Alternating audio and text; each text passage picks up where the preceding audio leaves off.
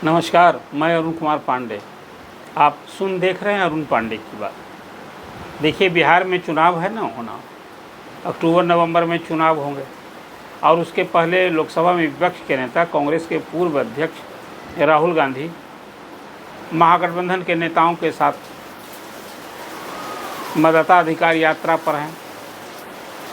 आपको याद है कि 17 अगस्त से उन्होंने सासाराम से ये यात्रा शुरू की और पूरे बिहार में कोई 175 विधानसभा क्षेत्रों से होकर ये यात्रा उनकी गुजरनी है। 15 दिन का बिहार में प्रवास, कोई 1300 किलोमीटर की यात्रा होगी। आज तो वो कटिहार पूर्णिया में है। ये भी देखना दिलचस्प होगा, आज उस मंच पर पूर्णिया के निर्दलीय सांसद जिनका कांग्रेस से एक तरफा प्रेम है वो भी रहेंगे, तेजस्वी यादव दिखेंगे और साथ में वामदल और उनके सहनी भी दिखेंगे। और यात्रा का क्रम जारी है। 28 तारीख को सीतामढ़ी में समाजवादी पार्टी के अध्यक्ष अखिलेश यादव भी उस यात्रा में दिखेंगे। मुझे याद आता है 1988-89 में इसी तरह से बिहार में जब वीपी सिंह आए थे, जन मोर्चा के बैनर तले उन्होंने कांग्रेस के खिलाफ एक अभियान शुरू किया था और उसमें भी सारे नेताओं की, जो उस समय कांग्रेस विरोधी नेताओं की भागीदारी हुई थी उस मंच में। कुछ 37 साल के बाद सच पूछिए, ये मतदाता अधिकार यात्रा को लेकर के जो एसआईआर बिहार में हो रहा है, कांग्रेस ने, राहुल गांधी ने इसको एक जन आंदोलन का रूप देने की ठानी और उसी तरह से तैयारी की गई है। जिन जिन जिलों से राहुल गांधी की यात्रा अभी गुजरी है, निश्चित रूप से कहा जा सकता है कि वहाँ लोगों की भागीदारी दिखी। अब पूरा संगठित तरीके से कांग्रेस, यूथ कांग्रेस का बैनर तो अधिक देख रहा था, लेकिन विपक्षी दल जो महागठबंधन शामिल दल हैं उसके भी झंडे, बैनर और नेता साथ में घूम रहे हैं। तो इस यात्रा का मकसद एक तो है कि वोटर्स को उनके अधिकार के प्रति जागरूक करना। चुनाव के पहले ये जागरूकता भी ज़रूरी है, लोग अपने वोट के अधिकार को समझें और वोटिंग में मताधिकार तो 2 महीने के बाद चुनाव होगा, उसमें उनकी अधिक से अधिक साझेदारी हो, भागीदारी हो। इसका एक वोट के महत्व को समझा रहे हैं कि एक व्यक्ति एक वोट, लेकिन कह तो रहे हैं ये ध्येय उद्देश्य इसका भले दूसरा है कि भाई चुनाव आयोग केंद्र की सह पर और केंद्र से मिली भगत से मतदाताओं का जो मत देने का संविधान प्रदत्त अधिकार है इसको छीन रहा है। एक तो ये आरोप कहीं ना कहीं राहुल गांधी का कि मतदाता वोटर्स की चोरी हुई और उसमें खास करके महाराष्ट्र में, मध्य प्रदेश में चुनाव आयोग की मिली भगत से लाखों की संख्या में वोटर जोड़ दिए गए रातों रात। इस तरह का जो उन्होंने आंकड़ा दिया था वो तो सही साबित नहीं हुआ। तो जो ये डाटा देने वाली एजेंसी थी वही गलत साबित हुई, कहा कि हमने तो गलत आंकड़ा दिया था। तो न सिर्फ माफ़ी मांगी, वो संजय कुमार के खिलाफ महाराष्ट्र पुलिस ने केस भी किया है। लेकिन इस एसआईआर के बहाने जो बिहार में हो रहा है, जिसमें 65 लाख मतदाताओं के नाम कट गए हैं, तो मान रहे हैं कि ये तो मतदाताओं का अधिकार छीना गया है। हालांकि आयोग इसको बकवास, राहुल गांधी के इस तरह के आरोप को बकवास कर रहा है कि वोटर्स की चोरी हो रही है, इसलिए भी कि उसका कहना है कि भी तो एसआईआर तो हम इसीलिए करा रहे हैं कि कोई जेन्युइन मतदाता का नाम न छूटे और गलत लोग उसमें शामिल नहीं हों। तो पूरी यात्रा का ध्येय उद्देश्य भले ही बिहार में होने वाले चुनाव को ध्यान में रखकर है और इस तरह से सब जगह जा कर के न सिर्फ चुनाव आयोग पर बल्कि खास करके जो सत्तारूढ़ बिहार में एनडीए है या केंद्र में एनडीए, उस पर निशाना भी साधा जा रहा है। तो एक काम से दो, कहिए कि एक काम से 2 निशाना हो रहा है। चुनाव आयोग पर भी हमला हो रहा है और बिहार और केंद्र सरकार पर भी हमला बोला जा रहा है। लेकिन कुल मिला कर एक बड़ा निराशाजनक भी तस्वीर सामने मैं देख रहा था। चुनाव आयोग एसआईआर के संबंध में रोज़ एक प्रगति रिपोर्ट विज्ञप्ति जारी करता है। तो 23 तारीख तक की जो उसकी रिपोर्ट आई है उसमें दर्शाता है कि बिहार में जो राजनीतिक दल की सहभागिता है, 1,60,000 BLA बूथ लेवल एजेंट बहाल किए गए हैं।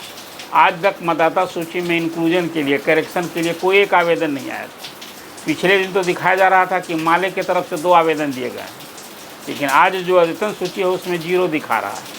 हाँ, लोगों ने इंक्लूजन और करेक्शन के लिए लगभग 3,75,000 से अधिक अभी आवेदन आयोग को मिले हैं। ये क्या दर्शाता है? उसमें मैं देख रहा था कि जो फर्स्ट टाइम फॉर्म 6 के तहत जो मतदाता सूची में नाम जोड़ने के लिए आवेदन आए उसी की संख्या अधिक है। वो लगभग 3 लाख है। अब बाकी करेक्शन के लिए भी 75,000 से अधिक आवेदन आए हैं। ये दर्शाता है कि राजनीतिक दल सड़क पर विरोध भरे कर रहा है, लेकिन जिन मतदाताओं के नाम हटा दिए गए हैं, काट दिए गए हैं, या कोई जिंदा है वो उसको मृत दिखा दिया है, मृत है उसको जिंदा दिखा दिया है, इस तरह से मतदाता सूची जो ड्राफ्ट सूची आई है उसमें गड़बड़ी है, तो राजनीतिक दलों का तो कोई योगदान है नहीं, सिर्फ सियासत हो रही है। लेकिन ये कोई 2003 के बाद बिहार में ये SIR हो रहा है। अब चुनाव आयोग ने तो अब ठान रखी है कि हम इसको झारखंड में भी कराएंगे, बंगाल में भी कराएंगे और पूरे देश में कराएंगे। SIR बहुत ज़रूरी है। वहीं कांग्रेस ने भी इसको एक राष्ट्रीय अभियान के रूप में पूरे देश भर में इसका विरोध करने की ठान रखी है, कार्यक्रम बना लिया है।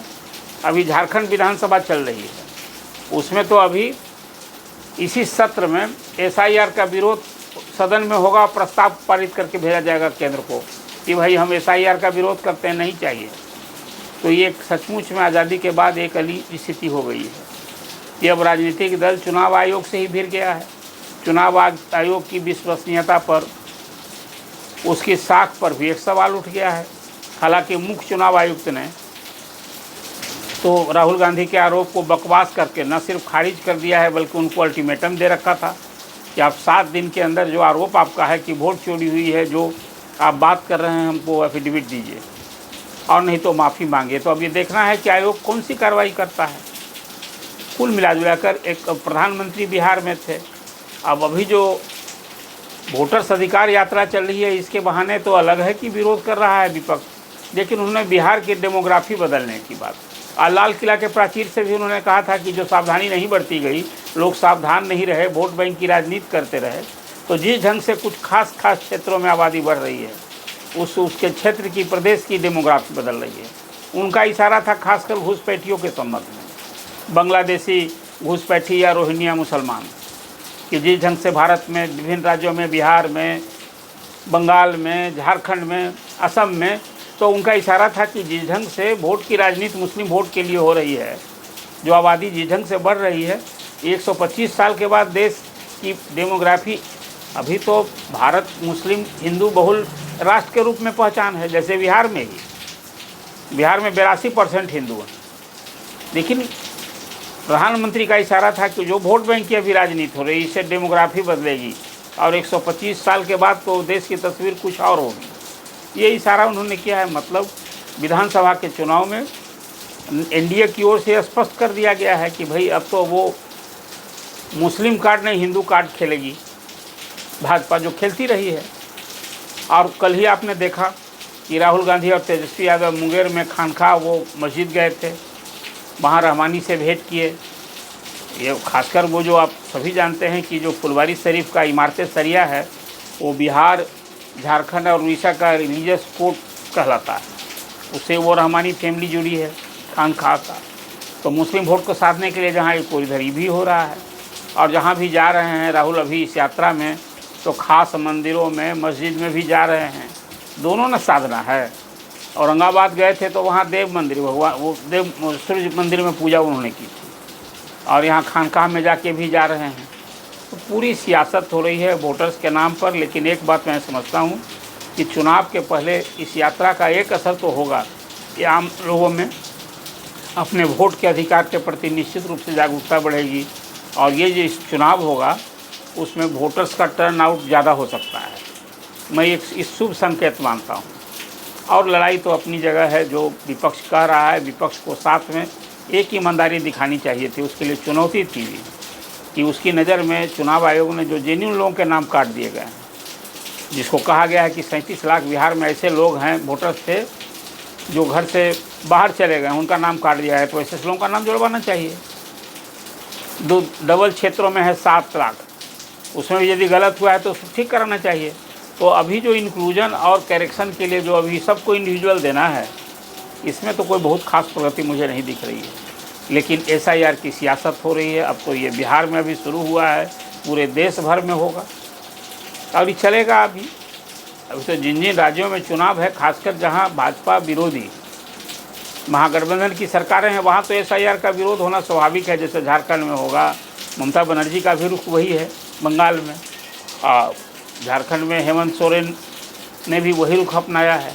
तो कुल मिलाजुलकर SIR की सियासत, बिहार में चुनाव, ये सब कुछ लेकर के कहीं ना कहीं एक चुनाव की सरगर्मी तो परवान चले। हालांकि अभी 2 महीने हैं, अक्टूबर के फर्स्ट वीक में मुझे लगता है कि डेट अनाउंस होगा। अभी तो मतदाता सूची ही 30 सितंबर को आएगी